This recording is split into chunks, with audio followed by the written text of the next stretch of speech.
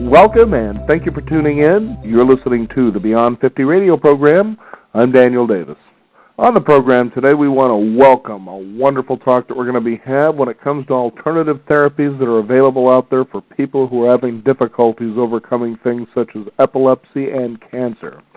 About 20 years ago, a little boy who was born with epilepsy came on the scene and had difficulty, as most parents had, to try to control what is known as epilepsy. So as a last resort, his parents turned to a ketogenic diet for help. We're going to find out today about what this diet is and a wonderful organization which was founded in 1994 to provide information about diet therapies for people with epilepsy and other neurological disorders and tumors, cancers. It is known as the Charlie Foundation, which was founded by Hollywood producer, screenwriter, and director Jim Abrams. Jim, thank you for joining us here on the Beyond 50 radio program. It's great to be with you. Now, it's got to be pretty devastating to be a parent of a child with epilepsy. Tell us what that experience is like for those who may not be totally familiar with what you have to go through. Right. It's horrifying, as I assume it is with any, really brutal disease with children.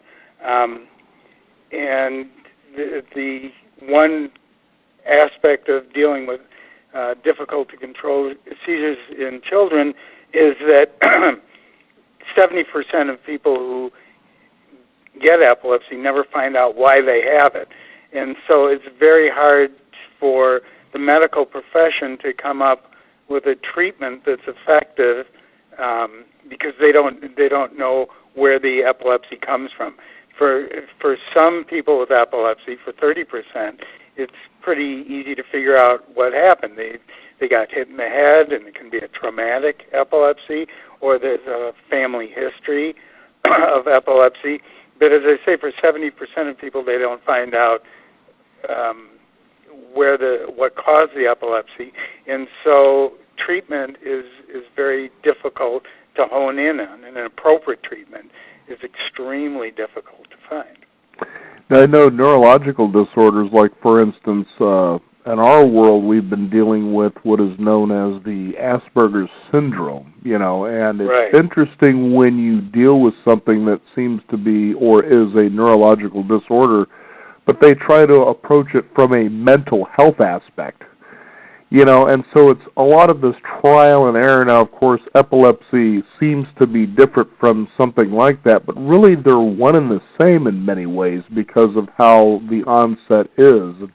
And it's interesting how it's dealt with. How is it typically dealt with in the world of epilepsy, where it seems hit and miss and almost heartbreaking at times? Yeah, it is heartbreaking, and I didn't address specifically your initial question, what's it like? It's just horrible. It devastates the entire family.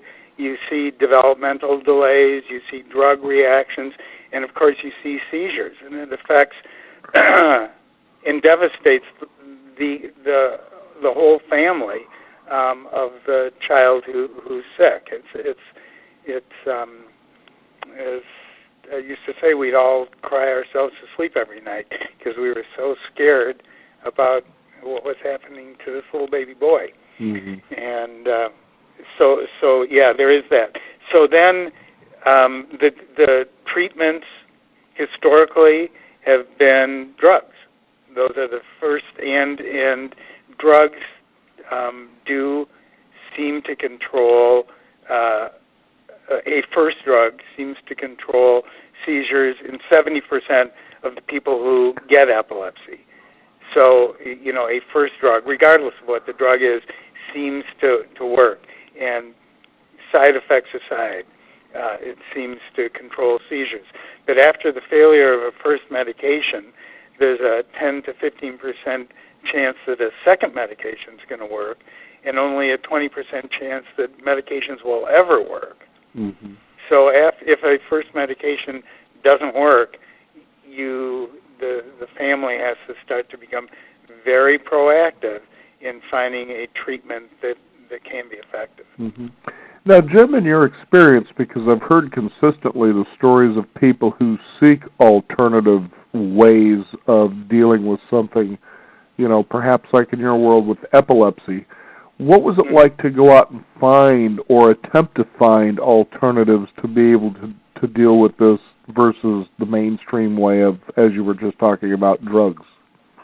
Yeah, it was and continues to be nearly unbelievable. Our experience was that after all the drugs had failed on Charlie, and after a brain surgery had failed to control his seizures, and I might add a hideous brain surgery had failed to control his seizures, we got very desperate and came across, I came across two alternative therapies at the same time. One was the ketogenic diet, which was developed in 1921 at the Mayo Clinic, and during the 20s, 30s, 40s, 50s, and 60s was one of the first treatments they tried with children with difficult to control epilepsy, but it had sort of faded away because drugs started to be invented, and it's much easier to prescribe a pill than it is to change what a child eats. And at the same time I came across the ketogenic diet, I also came across a herbalist who administered herbs out of a strip mall in Houston, Texas.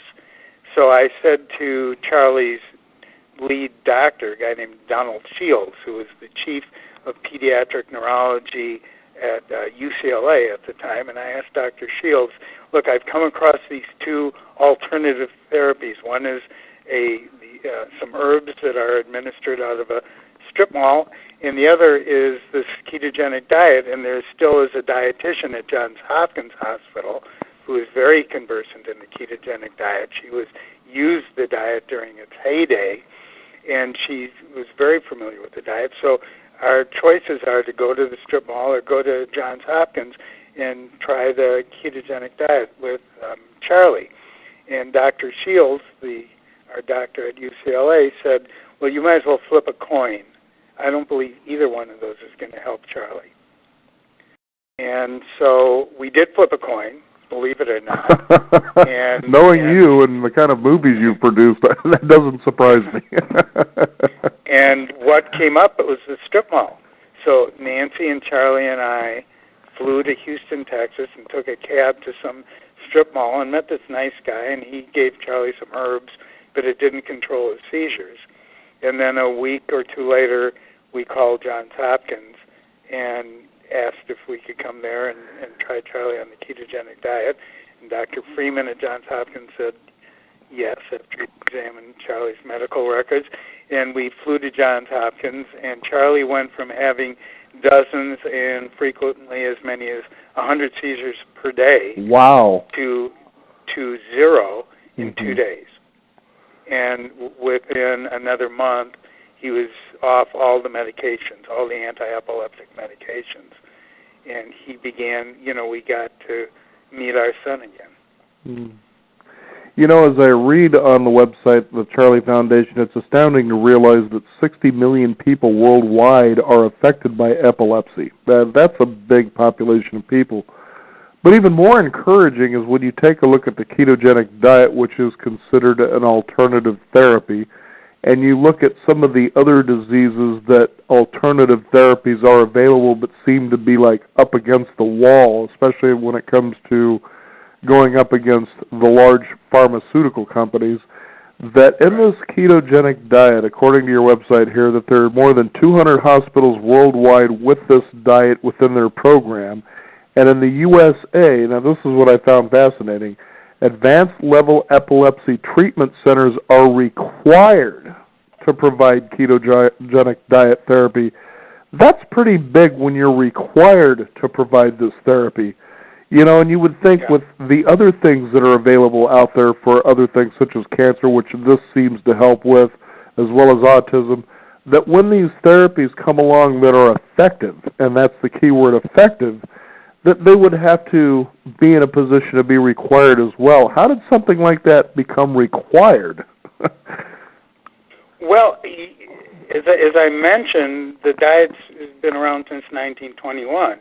And interestingly, all the public, and there's a lot of stuff in medical literature from different decades, different hospitals, different doctors, and the results of the diet are amazingly consistent. You know, there are different ways they grade evidence, but certainly that has to be a pretty strong way to grade evidence. If Dr. So-and-so in 1925 got a certain result at one hospital and another doctor in 1935 got the same result in his hospital, these are all people who didn't know each other, but you just used the same protocol and came up with the same result.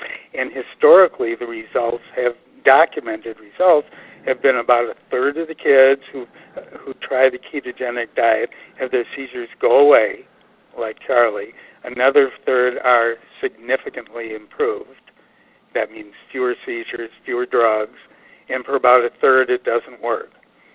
And so if there's that, if there's 90 years of medical evidence that it's an effective therapy, regardless whether or not they know exactly the mechanisms of the diet, exactly why the diet works, if it is an effective therapy, then the hospitals need to be required to provide ketogenic diet programs with trained dietitians who can help families change what their kids eat.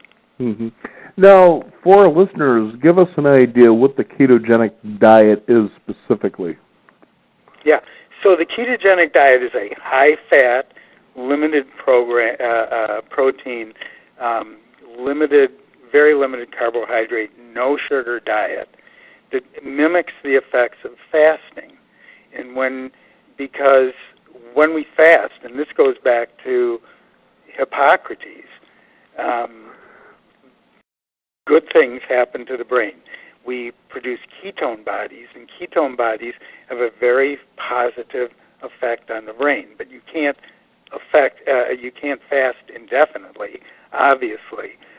So as I mentioned, in 1921, the doctors at the Mayo Clinic developed this high-fat, restricted protein, very limited carbohydrate, no sugar diet that causes the body to burn fat for energy instead of glucose, the way we are right now as we're sitting here.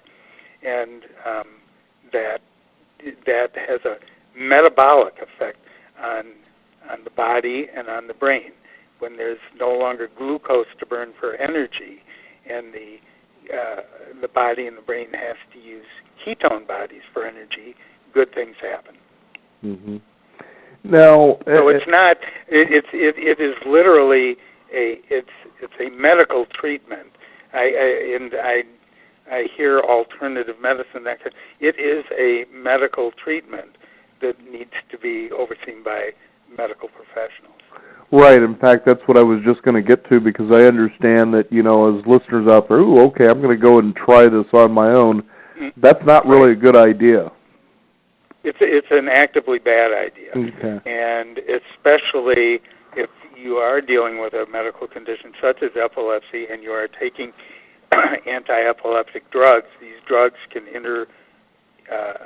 interfere with the effect and effects of the ketogenic diet. So professional help is really required.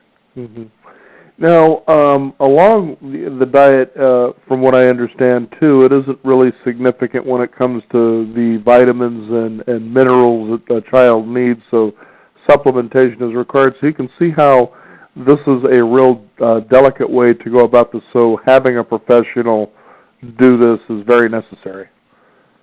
Absolutely, yeah. There are supplements. The diet is nutritionally insufficient. So, yeah, vitamin supplements need to be, taken. And in terms of adverse effects, there aren't very many anymore. What is part of the protocol, a child is screened before starting the diet to make sure there are, no metabolic contraindications to trying the diet. And then the most common side effects or adverse effects that can happen are constipation or kidney stones. But today, the diet has become much more sophisticated. than even in the days when Charlie was on the diet. And so there are supplements that are given so that constipation and kidney stones don't become an issue.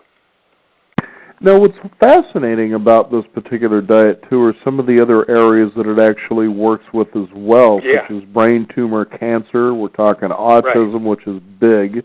The early onset of Alzheimer's. I mean, it seems like the list is growing here. It just seems kind of incredible that something that relatively seems basic has such profound effects. Right. Well, I always go back to Hippocrates, who said, "Let food be thy medicine," and that was in 400 BC. So, I mean, the notion has been around for quite a while, and although there isn't the data today for some of these other disorders that you're talking about, and I'm reluctant to make it sound like the diet is a panacea. Understood. Say medical, and so we can't run around, recommending treatments that are just sort of in the initial phases of being proven. That said, there's no question today that with malignant brain tumors, and it's kind of easier with cancer, with tumors, to understand the mechanisms of a ketogenic diet because tumors get their energy from sugar. That's all there is to it. That's how they thrive. Brain tumors get their energy from sugar. So if you deprive your diet of sugar, they have nothing to eat, and they hate ketones, and they also hate oxygen. And so if you offer ketones and oxygen to a brain tumor instead of sugar, these tumors tend to shrivel. Mm-hmm. And there is also very strong preliminary evidence about early onset Alzheimer's. There's fascinating information on our website about Alzheimer's, and also I think you're going to see, I know you're going to see lots of information emerging with autism, a ketogenic diet with autism. Did you find at any given time, as you started in this direction, I guess, real resistance from the medical community to go this direction, sort of, this is the way we've always done it, just kind of accept the way things are, learn to live with it, that sort of a story? Well, I'm going to say something that you're not going to find shocking, but I certainly have come to understand there are influences in our healthcare system beyond good health. And hospitals are businesses just like any other business, and they need to turn a profit. And, some of these more popular treatments are very remunerative to hospitals and to doctors. And a ketogenic diet isn't. It's very work-intensive. It involves changing what you eat and with the help of a dietitian. And so I've come to the conclusion that if only that's what's holding up the popularity of diet therapy for both epilepsy and these other disorders. Nobody's really found a way to monetize the ketogenic diet. I know that sounds cynical, but I'm saying that based on the last 20 years of being deeply involved in this ketogenic diet in epilepsy communities. Well, it's important to note because, again, in my experience with a child, not personally my child, but a friend of mine's child with who's believed to be on the Asperger's spectrum, you start going to groups that come together with children who are on the spectrum, as it's called, and you can almost see energy drained from these parents, like they've just come to be resolved to live with this the way it is. And you realize, well, there are possibilities out there, but they have heard pretty much all of it, and they just don't want to hear anymore, And that's got to be a very difficult place as a parent to be, to feel that there are no further steps you can take, and maybe in some cases that may be true, but just to feel sort of resigned to all of that. That's not an easy place for a person to be in. Yeah, I can certainly tell you from our experience, and I remember the moment as though it was yesterday, when we thought there was no hope. And I remember us, Nancy and me, pulling off the road and just crying because I couldn't drive. We were crying so hard. The loss of hope is the darkest hour, I think, when you have a kid who has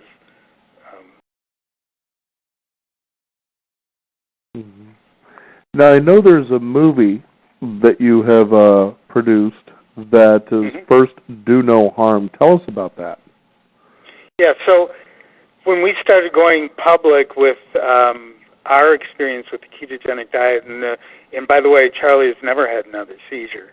He's 22. He just finished college. He's got a certificate in early childhood education. He's gone on to have a pretty happy life. I think it's time for you to pull over and cry again. Yeah, well, exactly. I mean, we are every moment of every day so grateful for the outcome. And one of the advantages, to be honest with you, for staying involved in the epilepsy community is I get to appreciate even more how lucky we've been. But in '94, when his seizures went away and we started to go public with our experience, we started to hear from lots of people who had also had successful experiences who had epilepsy and had their epilepsy cured by the ketogenic diet, and because it had been around since 1921.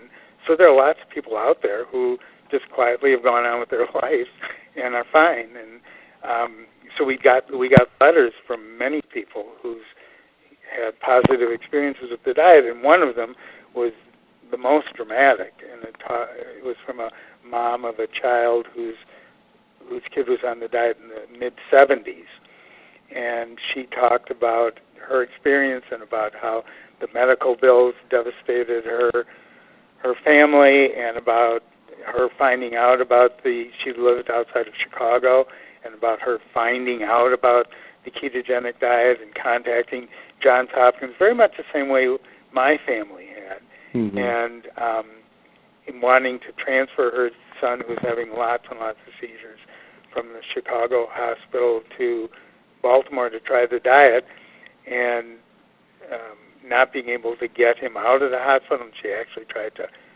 almost kidnap him from the hospital at one point. Anyway, it was a very dramatic story and a true story.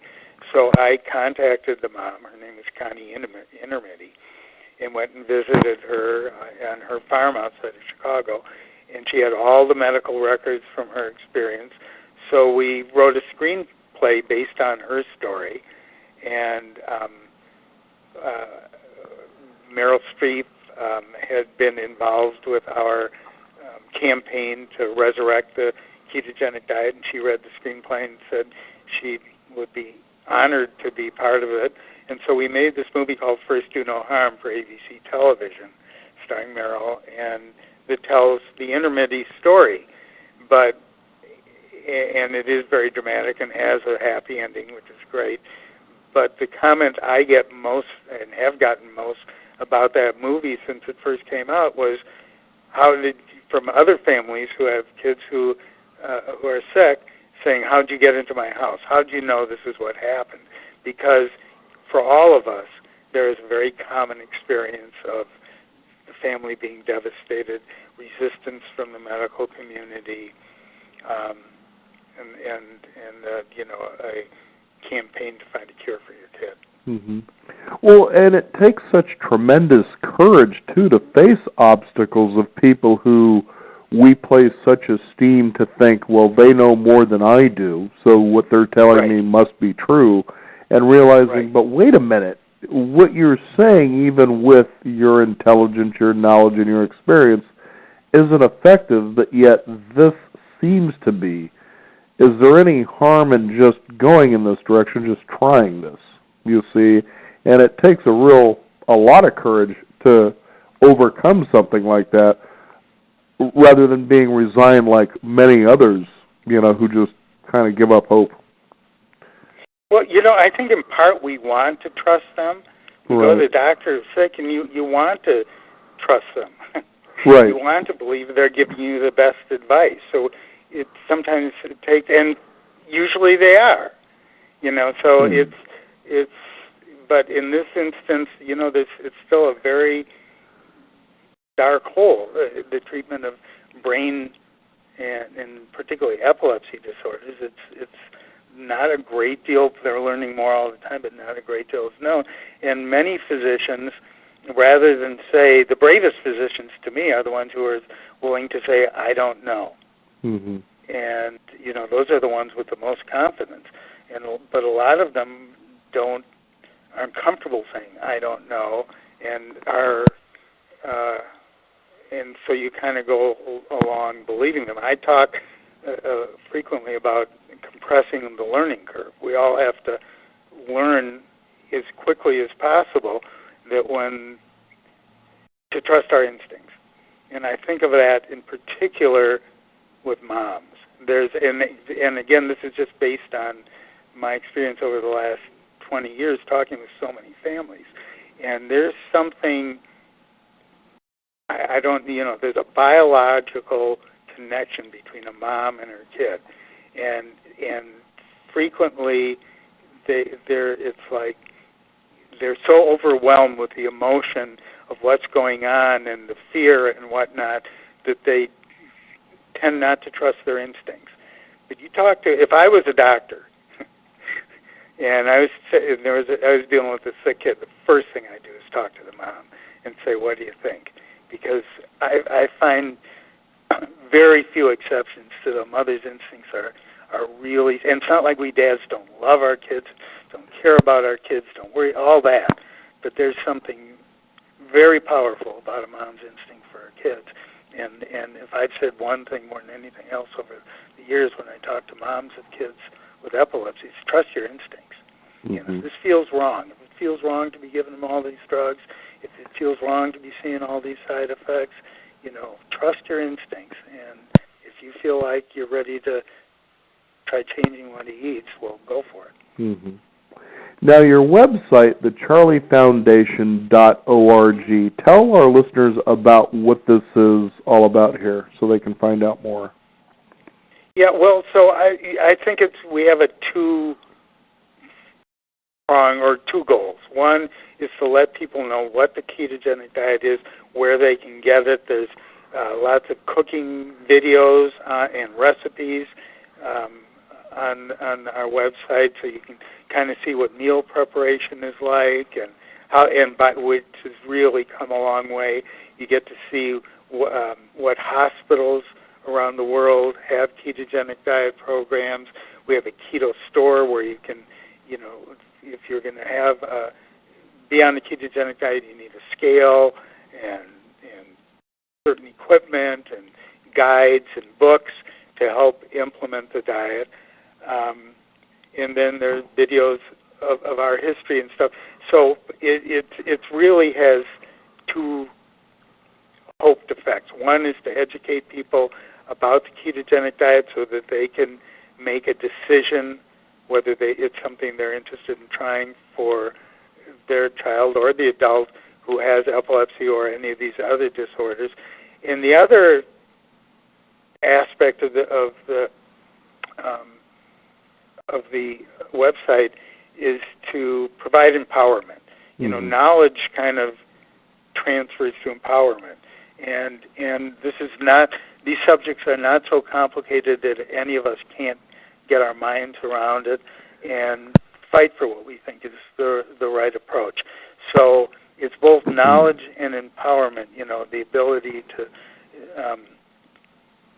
be willing to become partners in an informed joint decision-making process with the physician, I think that is a very important step.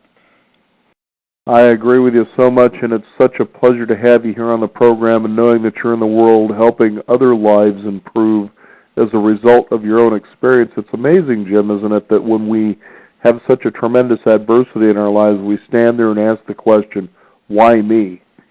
And then when you kind of work your way through it, you know, you kind of pick yourself up by the bootstraps and just take one step at a time, you realize, oh, I understand now, why me?